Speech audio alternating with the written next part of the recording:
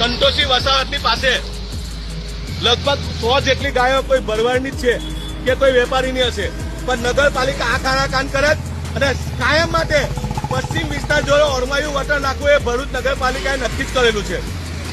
100 વખતે ભરૂચ નગરપાલિકાના લેખિતમાં જાણ કરેલી છે કે ભાઈ આ વિસ્તારમાં આવી સમસ્યા છે, આ ગાયો કોઈ છોડીને ચાલ્યું જાય, નગરપાલિકાની જવાબદારી અને પકડીને પાંજરા પર મૂકે.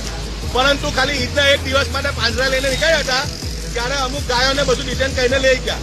ચાલો, સુંદર કામગીરી હતી.